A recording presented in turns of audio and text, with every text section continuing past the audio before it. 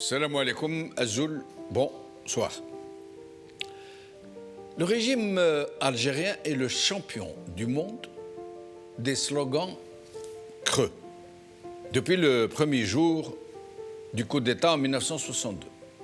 Il carbure au slogan tonitruant, à la harangue stérile, à la langue de bois et à un usage immodéré à la mémoire collective de tous les Algériens, au patriotisme exclusif, un paternalisme politique d'un autre âge, vindicatif, hystérique, où les tenants du régime font feu de tout bois, sans aucun frein.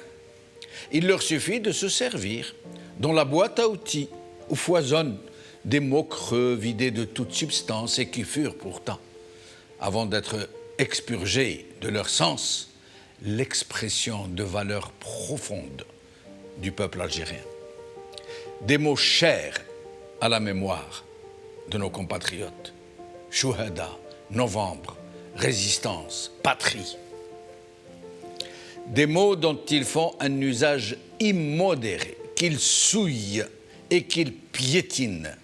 Il leur suffit de les cuisiner, de les saler, de les poivrer, de les gonfler et de les confier à leurs médias pour en faire de la basse propagande, du tambour et des bruits de bottes, pour rameuter les foules, les chauffer à blanc, leur faire croire qu'elles portent très haut des professions de foi et des étendards qui claquent au vent.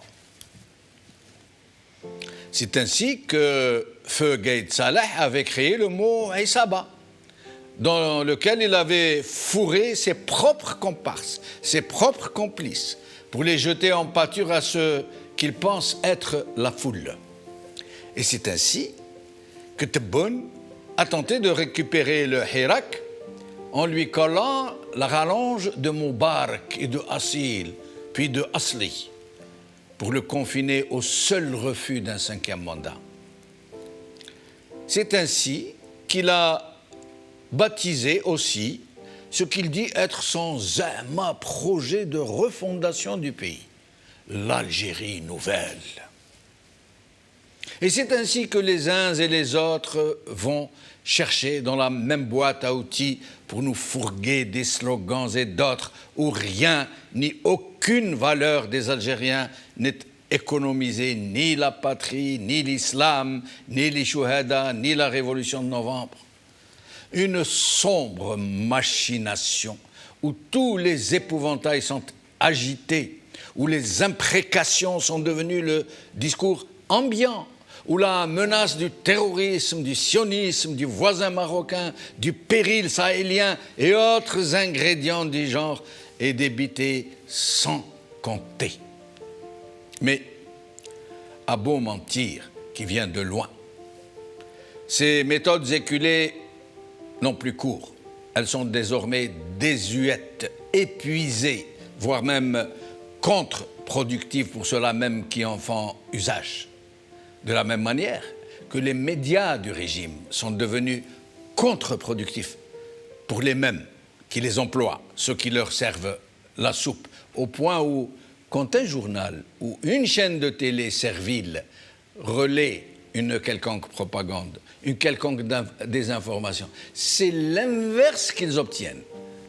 Un peu comme s'ils creusaient la tombe de leurs généreux pourvoyeurs. Au point où même quand il leur arrive de temps en temps de dire une chose vraie, personne ne les croit. Mais ces slogans ne sont pas seulement des mots creux. Ils sont bien plus que cela. Quand un baron du régime y recourt, il faut juste aller gratter un peu en dessous. Et vous allez découvrir très vite que c'est juste le contraire qui se cache derrière la sonore allégation. Quand un baron du régime vous parle de Aïsaba, vous constaterez très vite et très facilement qu'il est lui-même un membre influent de la même Aïsaba. Quand il accuse une puissance étrangère de vouloir semer le désordre dans le pays, soyez assurés qu'il est lui-même un pion important de cette même puissance. Quand Tebboune vous parle de l'Algérie nouvelle, qui va éradiquer les forces et les relais du système Bouteflika, vous n'avez qu'à constater aujourd'hui, par vous-même, quelles sont les trois principales forces qui viennent de prendre le contrôle de cette Assemblée populaire nationale.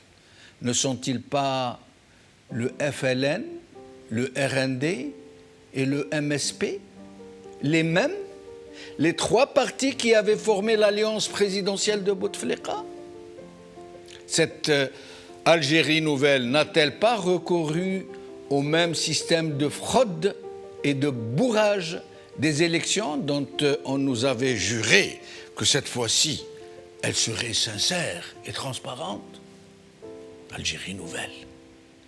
Un consensus ne s'est-il pas fait dans le régime, hier ou avant-hier seulement, de récupérer le FLN et le RND quasiment à la dernière minute, après avoir décidé de les marginaliser? Il semble juste que la seule différence de l'Algérie nouvelle de M.